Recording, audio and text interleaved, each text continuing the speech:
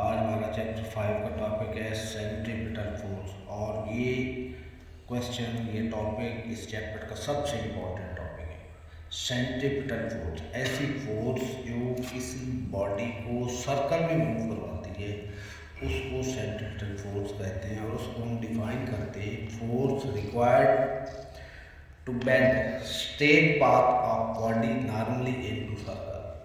यानी body straight चल रहा है, एक फोर्स लगी उसको बेंड किया और बॉडी सर्कल में घूमने लग गया और ये यूनिफॉर्म सर्कुलर मोशन होगी कि बॉडी सर्कल में घूमे और उसकी स्पीड कांस्टेंट है, स्पीड चेंज ना हो, सिर्फ वेलोसिटी चेंज हो यानी डायरेक्शन चेंज हो वेलोसिटी का मैग्नीट्यूड स्पीड जो है वो कांस्टेंट है।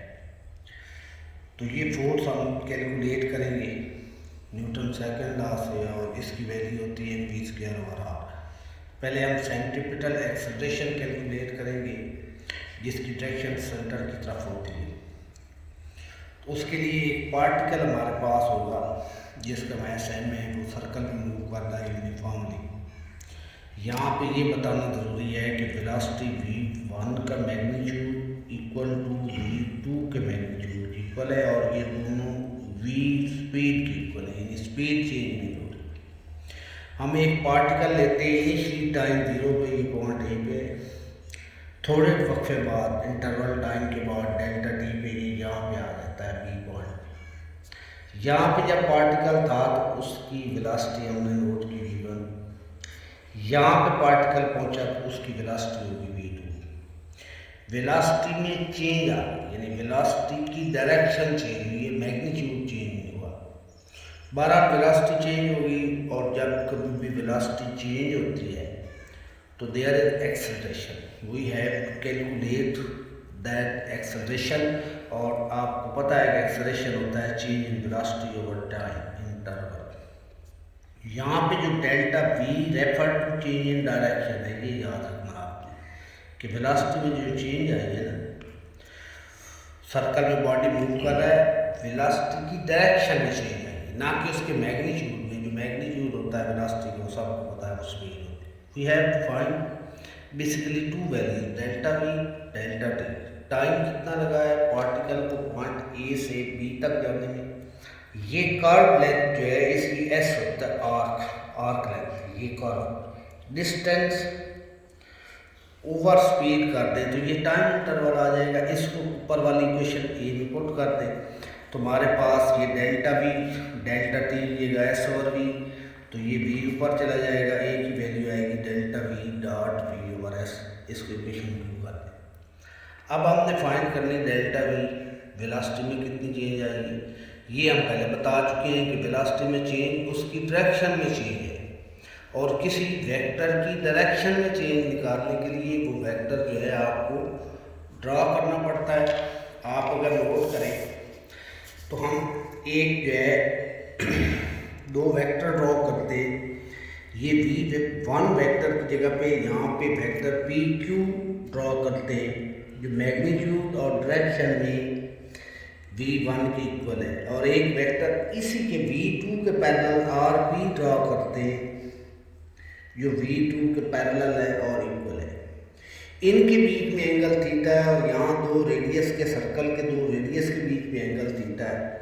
तो ये दो ट्राइंगल बनती है। अगर इस ए बी को मिलाएं तो ये आर्क है और ये लाइन कॉर्ड है, कॉर्ड और ये ट्राइंगल विद कॉर्ड जो है इसका ये एंगल और ये एंगल सिमिलर एंगल है, एक ही एंगल है। उसकी वजह ये है कि v1 is perpendicular to r, v2 is perpendicular to r। v1 और v2 वेक्टर की जब टेल को मिलाएंगे तो इनके दरमियान भी एंगल थीटा होगा। अगर r और r के दरमियान एंगल थीटा है, ये इस पे परपेंडिकुलर है, v1 इस r पे v2 इस पे, इनके टेल मिलाएंगे तो एंगल सही होगा। इस लिहाज से ये PQR ट्राइंगल और ये OAB ट्राइंगल सिमिलर है, ठीक है।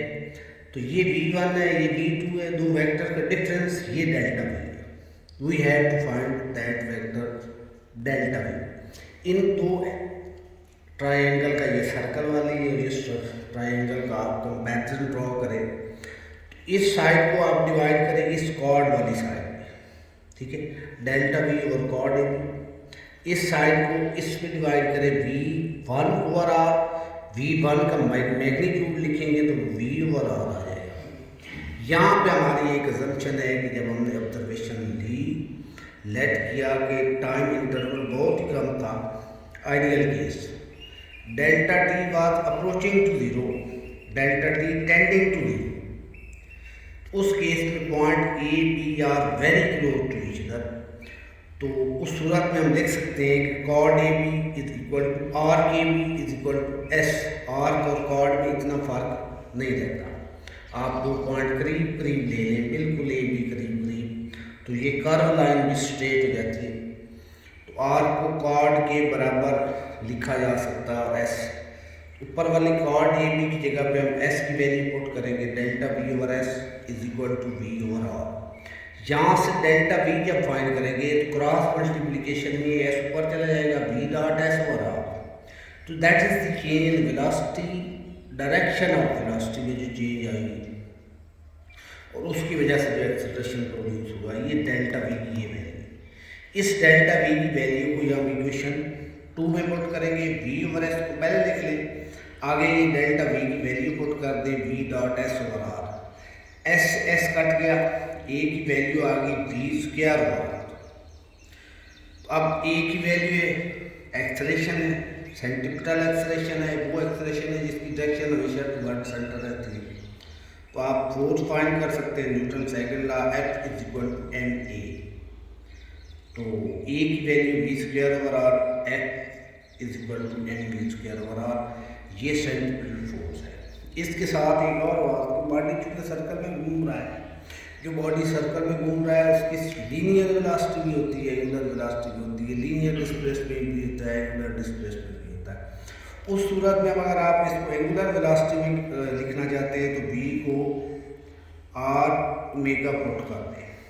तो सेंट्रीपिटल फोर्स का फेमस एक्सप्रेशन यही है, और एक ये भी है कि v की वैल्यू आर ओमेगा पुट कर दें, जो कि बॉडी सर्कल में मूव कर रहा है तो उसकी एंगुलर वेलोसिटी भी है, और लीनियर वेलोसिटी और एंगुलर वेलोसिटी में ये रिलेशन है, m v square r square omega square over r, एक आर से कट गया, f is equal to m r omega square. In terms of angular velocity ये सेंट्रीपिटल फोर्स है, और in terms of linear velocity ये expression है centripetal